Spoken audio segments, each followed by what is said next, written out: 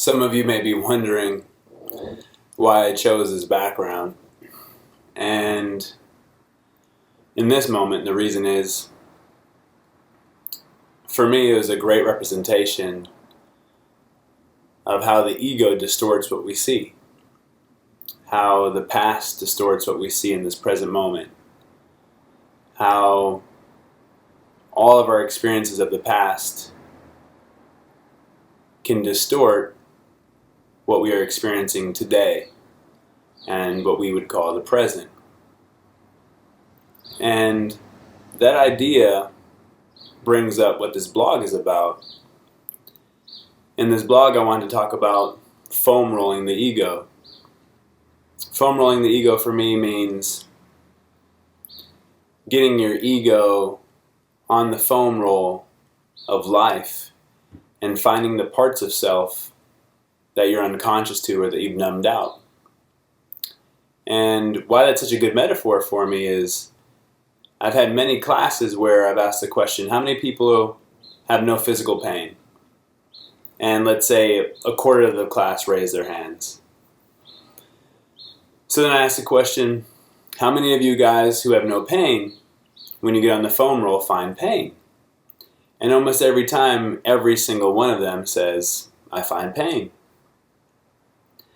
That is a great metaphor for me because these people are walking around feeling no pain in their body, or they're numb to it, or it's so subtle they can't feel it.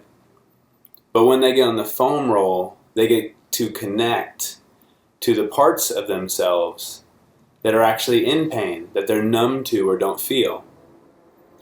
And that's what this blog's about, is learning to get to the unconscious, in my experience and how I do it. Where there's many, many ways to do this. These are just some things that have worked very well for me. So, foam rolling the ego. One of the best ways I've found to foam roll my ego is to get really curious why certain people trigger me. Now when I say trigger, I mean emotionally charge me, and usually to the negative. So for example, someone who gets very angry and is very loud and yells a lot is quite triggering to me. In fact, it's quite scary to a part of me.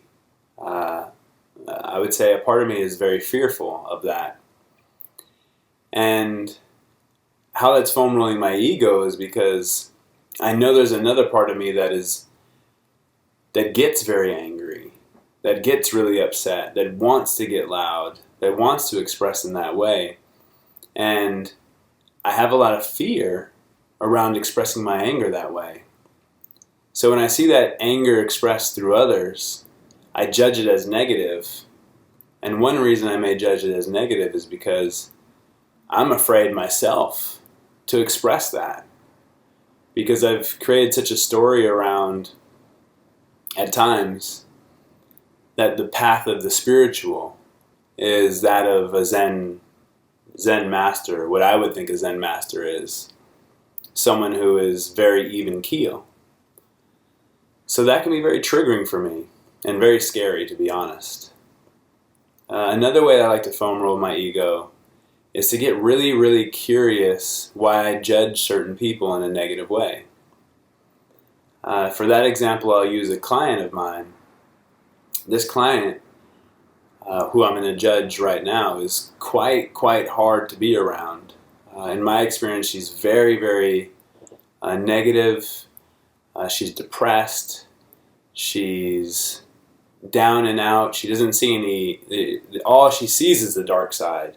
She doesn't see any light, at least for what she shares with me.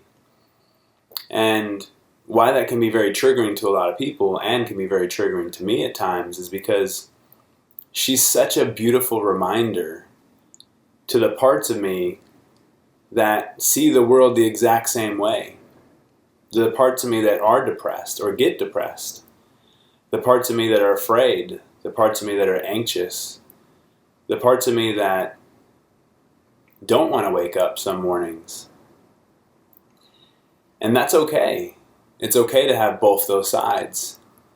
And I love and hate getting triggered or being judgmental, because I love it because it's such a good, deep foam rolling, and it really releases a big, I found something.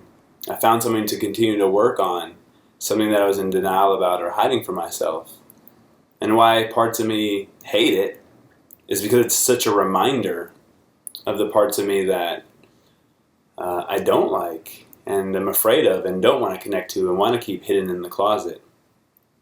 And I would ask you the question, can we ever be a whole I until we integrate all parts of self? It's a curious question and food for thought.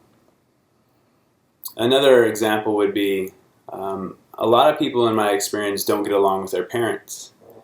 And I've always wondered why that is. And I think, as a possibility, our parents are a very clear mirror for the parts of us that we like and that we dislike, because they have such influence on us when we were a child.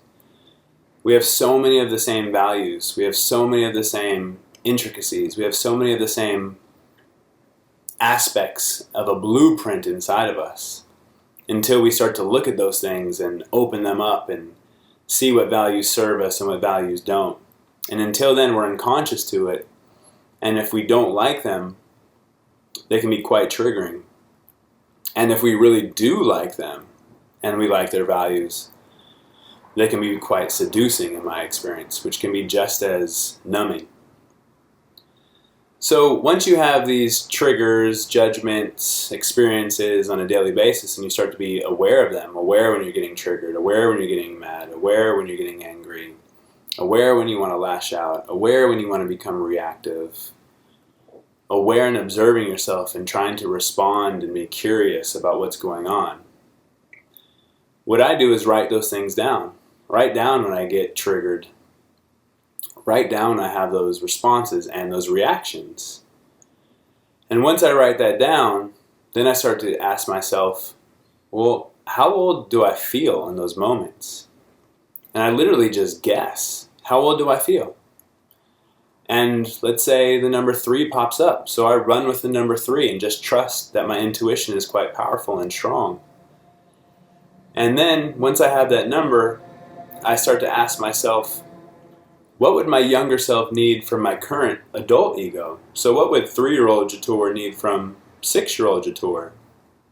Could it be attention that he thinks he didn't get?